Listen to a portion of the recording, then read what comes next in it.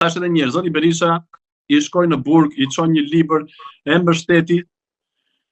Edhe po e bënte kauz burgosje ti politike, dhe unë nuk e mohoj kur është i burgos politik. Është në bëri burg pa të drejtë.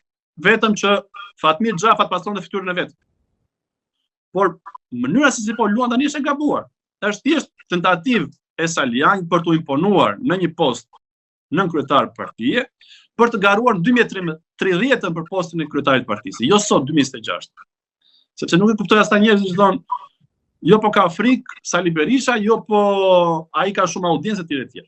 Njerëzit që po i shkojnë Salianit, unë jam i brendshëm, e di shumë mirë që janë njerëzit të cilët ishin në krahun e Lulbashës. Pra njerëz të cilët e kanë të vështirë të kalojnë vetveten, të pranojnë që vullneti i shumicës, vota e lirë demokratëve zgjedh Sali Berishën kryetar. Janë këta njerëz që 2023-shin ishin rreth 110.000 vota të Lulbashës, kanë shkuar tek agron shehrat e Adrit Lapaj. Dihet emisia e Salianit me Lapajn, dhe Saliani thotë, nëse më nuk më del tu, unë shkoj parti me Lapajn, edhe do marr prapë këto vota. Kjo është gjithë loja, thjesht për të imponuar që në 2030 të garoj për kreun e kryetar. Dhe thash, nuk po bën interes për mua, nuk e ndjek. Unë e kam bërë në një shkrim timin dhe e kam mbyllur me aq. Është një furtunë got. Por për të rikthyer tek protesta, pra qëllimi është imponimi nëpërmjet numrave. Patjetër.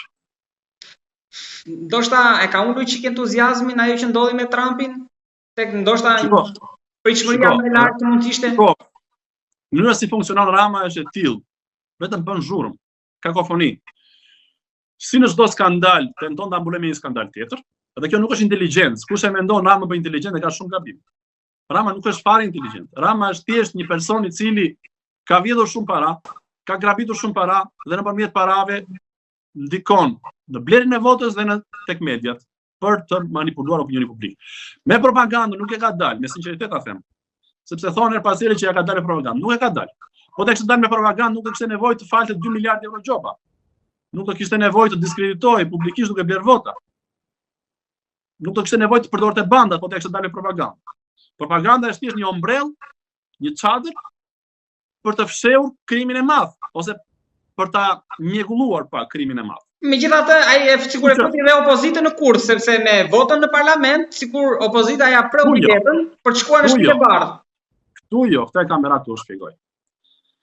Rama erdhi në parlament dje dhe nxitoi të ikte vetëm për një gjë, për të i futur në kurth Sali Berishën dhe opozitën, për të mos e votuar ligj.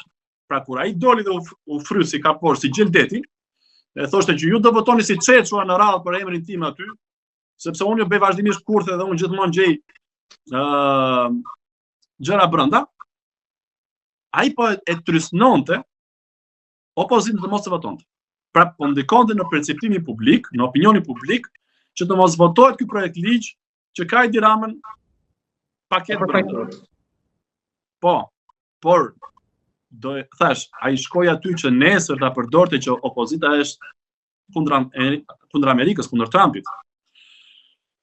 Rama mund të fshihej shumë mirë, edhe të vazhdonte prapë me lojën, siç bëri me Xharet Kushnerin që është këtu, po ai nuk ishte, se ishte në Rusi në takim me Putinin.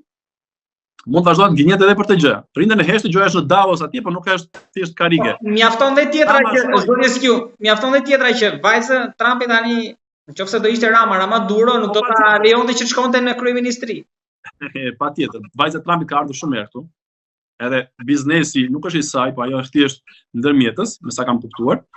Do të jenë arab apo investitorë të tjerë serioz për të ardhur për të investuar në Zvërnec.